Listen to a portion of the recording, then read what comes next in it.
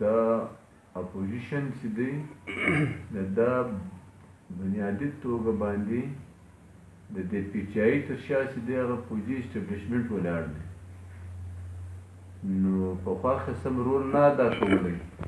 اوس خو ډېر ښه رول ادا کوي اپوزیشن چې دی د پوځي اسټبلیشمنټ او د هغه یو لاسپوڅ یو مسلط او سلیکټډ وزیر اعظم عمران ناست دی او تاسې ویناستئ چې د اپوزیشن پی ډي ایم کوم الاینس جوړ کړی دی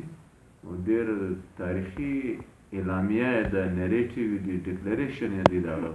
په هغه کې پارلیمنټ سپریمیسي د آیین د قانون حکمراني او حقیقي فیډریشن قیام الیکشن کې او په سیاست کې د فوج د انټلیجنس ادارو لاسوهنه نه او ورسره د فاټا په والا باندې هم دا دی چې دا میسنګ پرسن دی یا بلوچ علاقو کې دی د دې خاتمه میسنګ پرسن چې دی هغه په کار چې عدالتونو ته حواله شي او ورسره د دې کوم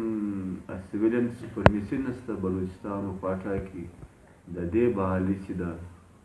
او په دې کې میډیا کې چې کوم قدغن دی او پابندیانې دي او جوډیشري چې دا څه کوم پریشر کې راوستي نو دا ډېر زیات تقریبا ډېر زیات نقطې دي پر دې باندې ډېر ښه اعلامیه ده او د دې اعلامیې په رڼا کې ګوجرانوالا ډېره ښه جلسه وشوه ډېره لویه جلسه وه کراچۍ هغه ډېره لویه جلسه وشوله ډېره لویه وشوه دا چې ډیویژنال اوس تاسو اورئ دا ډیویژنال ځکه کې په صورت ویو په دې جلسې اثرات په ولس د اپوزیشن اثرات په ولس د حکومت سره ولس نه ټول ولس د حکومت د ګرانۍ د بېروزګارۍ د بدامنۍ په خلاف دی د بدامنۍ د حکومت په ډېر زیات ګرانۍ چې دا ګرانۍ چې نه راواخه بوره راواخه وړه راواخه دوايانې راواخه انجینر راواخه ګیس راواخه دایې راواخه ډالر راواخه هر څه ګران کړي دي تقریبا یو ټول کم و بیش خلک نور بېروزګاره بیا تاسو معلومه ده چې په دې حکومت کې دوه شیان ډېر ارزانه دي او ډېر عام دي یو درواغ ویل او بل کنځلي دا عالمي سطح باندې دي دا عالمي سطح باندې دي دغه جاني سطح باندې دي جاني سطح باندې دي درواغ ویل او کنځل کول نور راشي